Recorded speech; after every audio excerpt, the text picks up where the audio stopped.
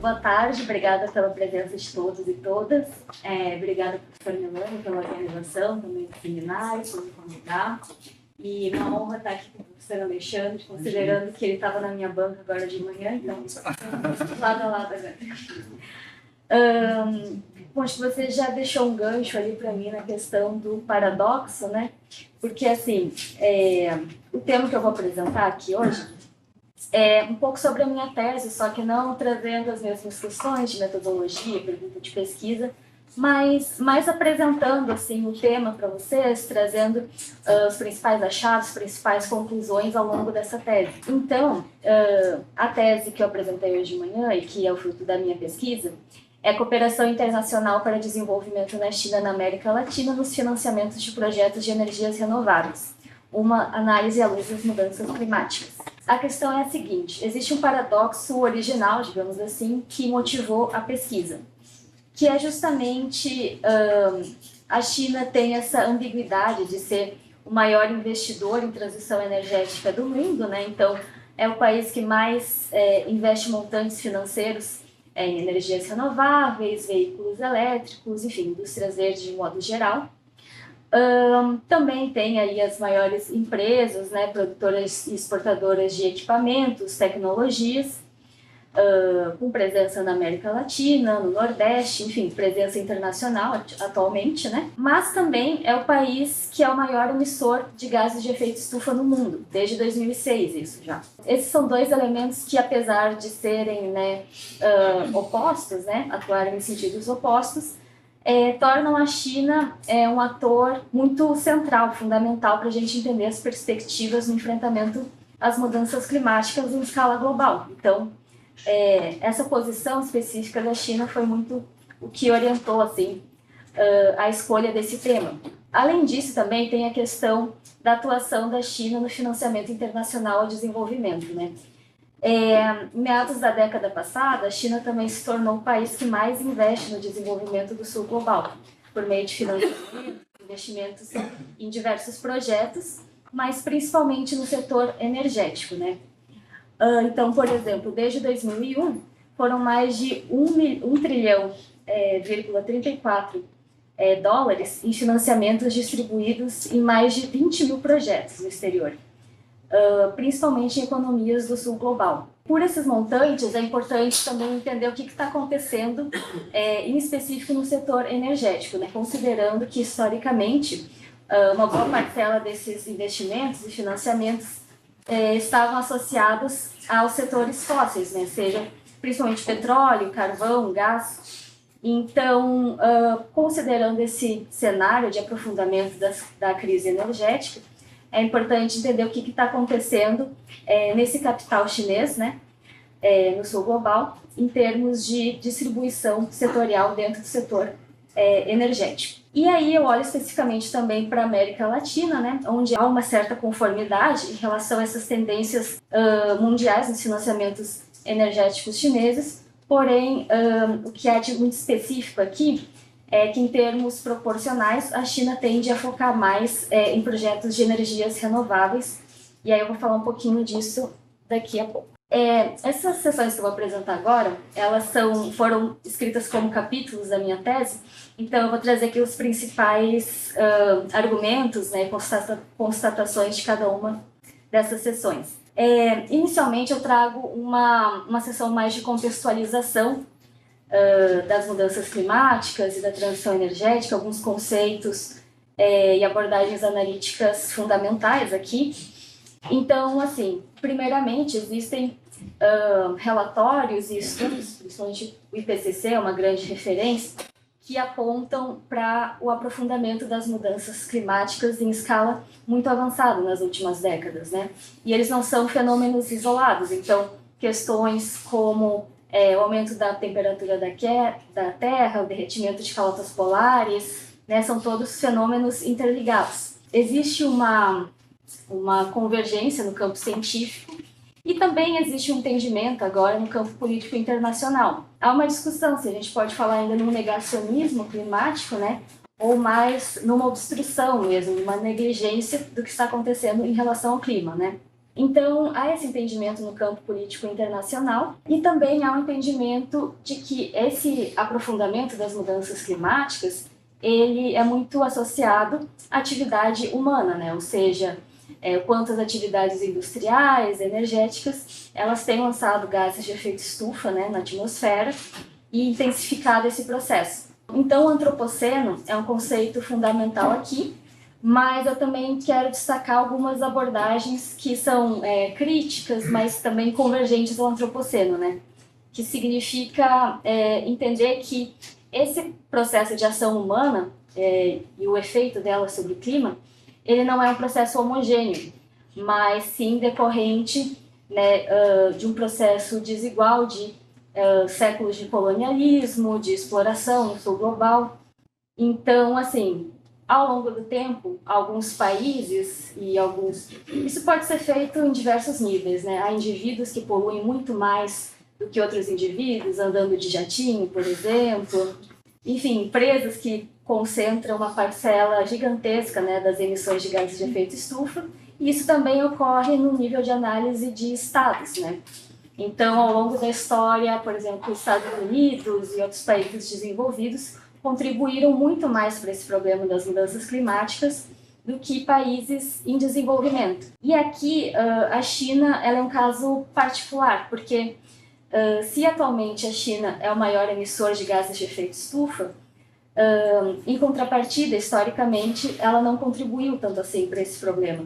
Então, há uma certa dificuldade no campo político internacional da gente entender como que se distribui essas obrigações no enfrentamento às mudanças climáticas, né?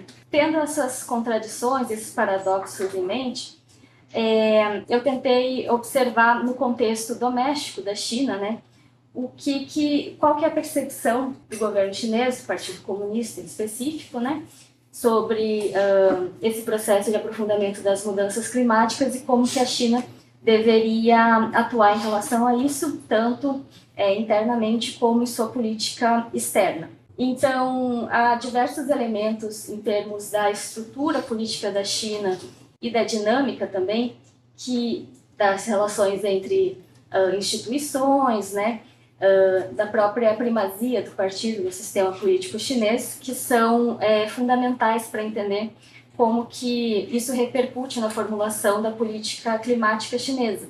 É importante destacar aqui que nos últimos anos, principalmente ali durante o governo do Xi Jinping, a gente nota uma inflexão na política chinesa em termos de passar a priorizar mais a questão do clima e do meio ambiente, tanto no campo, né, discursivo, quanto a ações também concretas sendo efetuadas ao longo desses anos. O governo chinês ele tem promovido esse paradigma da civilização ecológica, né?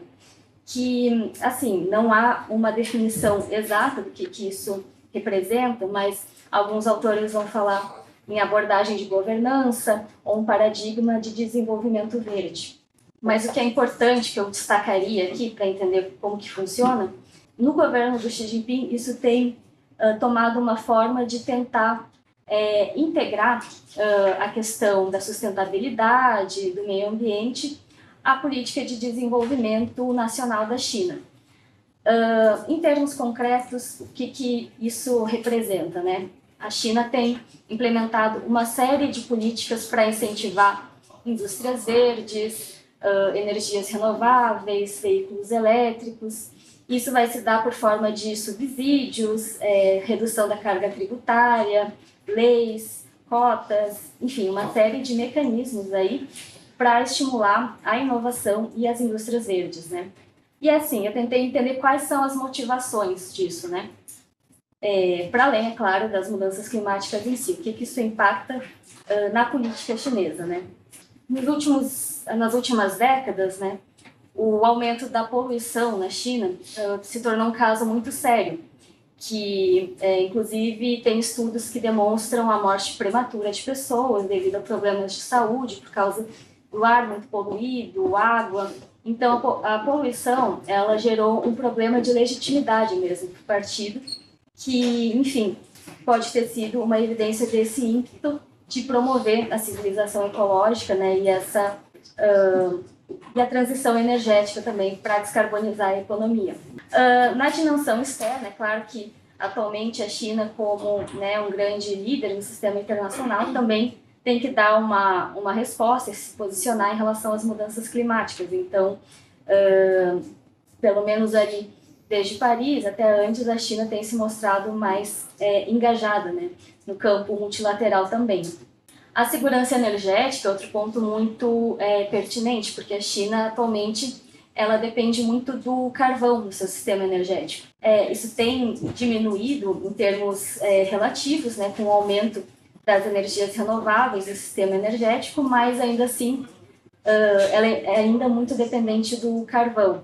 E também um dos maiores importadores de petróleo. Então, há uma necessidade, né, uma constatação dessa necessidade de diversificar o sistema energético chinês. E, por fim, também há uma percepção das oportunidades, né, que são oriundas justamente da internacionalização dessas empresas de energias renováveis, de adentrar novos mercados, né, difundir tecnologias, padrões técnicos. Tudo isso traria ganhos, principalmente geoeconômicos. Porém, aí eu termino também trazendo alguns desafios, né? Porque, enfim, apesar de tudo, a China ainda continua com muitas centrais a carvão, né? Inclusive com subsídios a carvão. Então, assim, há alguns desafios e obstáculos para essa transição energética, né?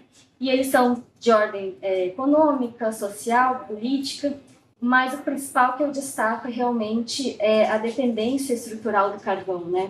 Porque há províncias que têm a principal receita associada ao carvão, geração de emprego também muitas vezes está associada a centrais carboníferas. Enfim, então há uma série de fatores que levam a essa dependência, tanto do ponto de vista econômico, quanto também da segurança energética, porque, é claro, promover essa transição com as energias renováveis não é um processo automático e também vai envolver grandes montantes de investimento em infraestrutura. É preciso adequar todo o sistema de transmissão para enfim, estar adequado a essas novas energias, né? Então, é um processo complexo. Na sequência, então, o que eu tentei fazer? Tentei conectar a dimensão doméstica com os financiamentos internacionais do desenvolvimento da China. Como eu tinha comentado, a China se transformou, ao longo da última década, no maior patrocinador internacional de projetos de desenvolvimento no sul global, sendo a maior parte deles direcionados ao setor energético. Com essa nova, com essa inflexão, assim, no projeto de desenvolvimento da China, então eu tentei verificar se haveriam repercussões no financiamento internacional energético da China, né? De fato, há uma tendência de projetos da China optar por projetos de energias renováveis que muitas vezes são menores e mais sustentáveis. Isso tanto do ponto de vista, né, ambiental, quanto do ponto de vista financeiro mesmo. E ela tem chamado essa abordagem de small is beautiful, né? Pequeno é bonito. Mas, enfim, isso tem ocorrido em escala internacional. Recentemente também o Xi Jinping declarou na Assembleia das Nações Unidas que não financiaria mais projetos de carvão no exterior. Há uma série de diretrizes também para a atuação de empresas, de bancos chineses em projetos energéticos, no sentido de tentar descarbonizar esses projetos. Mas, enfim, isso ainda ocorre em escala que a gente não sabe ainda quando que vai haver uma total descarbonização dos projetos chineses, né? É algo em processo. E aí, enfim, é uma série de explicações do porquê que esses projetos continuam, tanto do ponto de vista da oferta, né, que estaria relacionado aos interesses dos próprios agentes chineses, bancos, empresas, enfim, desses projetos em andamento, quanto do ponto de vista da demanda, né? Como, por exemplo, no entendimento do pollution haven, que seria um refúgio da poluição, que é a tendência de deslocar justamente esses projetos de carvão e outras energias fósseis para regiões com menos, com uma legislação mais favorável, né, no caso. E aí, finalmente, eu trago análise para a América Latina, né? De modo geral, assim, como que funciona, onde que se inserem esses projetos ao longo da história, onde que esses projetos eles se inserem no histórico das relações da China com a América Latina, né? Bom, inicialmente a aproximação se deu pelo meio do comércio nos anos 2000, né? Quando a China realmente começa a ganhar ímpeto, o crescimento da China, ela precisa comprar commodities. Então, enfim, primeiro é uma expansão das trocas comerciais. Ali nos anos 2010 já começa a haver uma expansão mais robusta dos investimentos e financiamentos. O setor energético já entra como um dos principais setores que captam esses fluxos, né? Só que ali principalmente no petróleo, né? Ali em meados de 2012, 2013, já começam a surgir projetos bem robustos e importantes em usinas hidrelétricas. Nesse momento, empresas como a CPG mesmo e outras, por meio de projetos tanto greenfield ou fusões e aquisições, eles adentram no Brasil, na Bolívia, Equador, para aproveitar esse nosso intenso potencial hidrelétrico, né? Esses projetos foram um pouco problemáticos aí por uma série de impactos, enfim, sociais, ambientais. Também são projetos muito custosos, né? E ali por volta de 2017 já há maior interesse na eletrificação. Então, ali também o professor Alexandre até mencionou que aqui no Brasil, por exemplo, a China adentrou muito nesse setor, né? Aí na pandemia, claro, tem uma redução considerável desses fluxos, né? Não só na América Latina, mas no mundo inteiro. E aí, no pós-pandemia, esses projetos eles retomam com um novo perfil, né? Que é o que eu mencionei, do Small is Beautiful. São projetos menores, são projetos mais sustentáveis e principalmente mais voltados à energia solar, energia eólica, enfim, mais voltados a energias renováveis que não as hidrelétricas, né? Há também, aqui eu identifiquei uma maior participação já dos bancos comerciais chineses, porque antes os dois grandes atores eram os bancos de desenvolvimento, né? O Export-Import Bank e o Banco de Desenvolvimento da China. Nessa atual fase, eles ainda estão presentes, mas há uma diversificação maior desses bancos, né? Porém, sempre com uma presença muito constante das empresas chinesas nos contratos, né, de engenharia, na operação dos projetos, né, quase como uma contrapartida desses financiamentos. Então, essa tabela aqui, ela vai demonstrar um pouco como que tem sido a distribuição dentro dos subsetores da energia, né, entre projetos em operação, construção e planejamento. Então, se vocês observam, queria destacar aqui o carvão, né? Que entre os projetos em operação e planejamento há uma drástica redução dos projetos de carvão. E, de modo contrário, né? Por exemplo, aqui na energia, na hidrelétrica também há uma redução, né? Mas, assim, há muitos mais projetos em construção de energias renováveis, né? E aqui também eu queria destacar a questão da distribuição geográfica, que também foi um dos elementos que me gerou interesse pela América Latina, né? Porque, é claro, se a gente observar em termos absolutos, o sul da Ásia, o sudeste asiático, são regiões que recebem uma parcela muito grande dos financiamentos energéticos chineses. Mas a América Latina, ela ganha um destaque nos financiamentos de projetos de energias renováveis, né? Então, a gente pode ver que 64% dos projetos na América Latina são de energias hidrelétrica, energia eólica, 12%, solar, 9%. E se a gente observa esses percentuais ali, no caso do sul da Ásia, eles já são muito mais focados no carvão, e no caso a energia solar e eólica dão o quê? 3%. Então é interessante ver como a América Latina se destaca nesse quesito, né? Aqui, passando brevemente, assim, porque a ideia foi trazer alguns casos ilustrativos do que eu tinha comentado antes desses projetos na América Latina, justamente para tentar entender mais como que eles são negociados, entram em operação na prática, assim.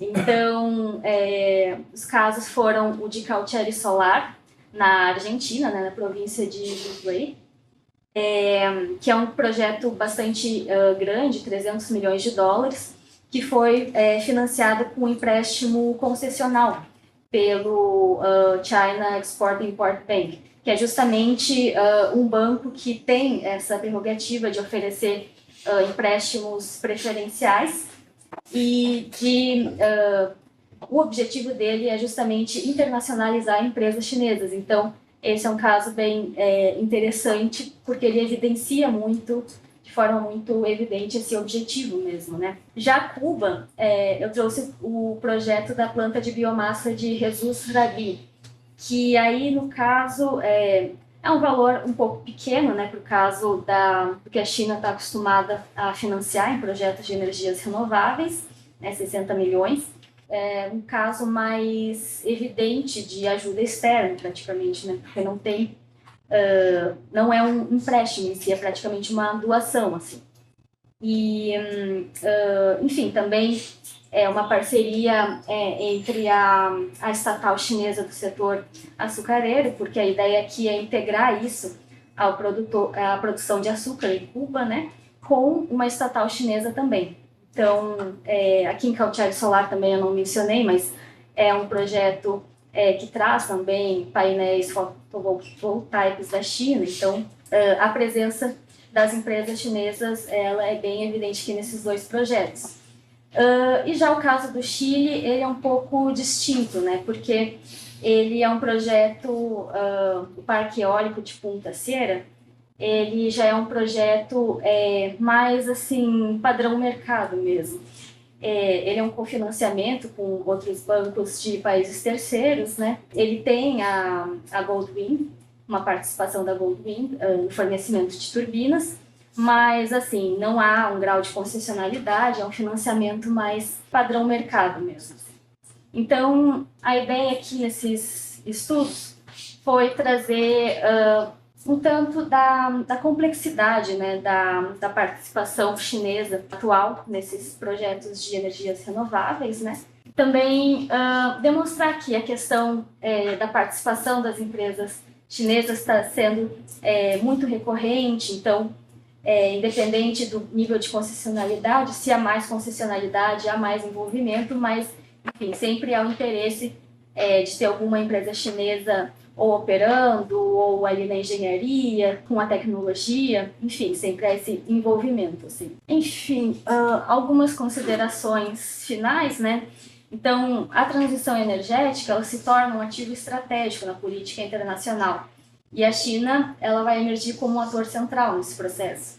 A política climática chinesa, ela combina objetivos de desenvolvimento, segurança energética, legitimidade doméstica e internacional, e tudo isso vai estar ali expresso no paradigma da civilização ecológica. Na América Latina, esses investimentos, esses financiamentos, eles mostram uma evolução gradual, né? A partir dos desenvolvimentos fósseis, mais em direção às energias renováveis. E esses estudos de casos indicaram muito que os financiamentos estão muito associados às relações econômicas prévias com a China, boas relações políticas também, participação das empresas na implementação, ou via tecnologia, fornecimento de tecnologia também. E, enfim, acho que seria isso, sem qualquer coisa. Também aberto.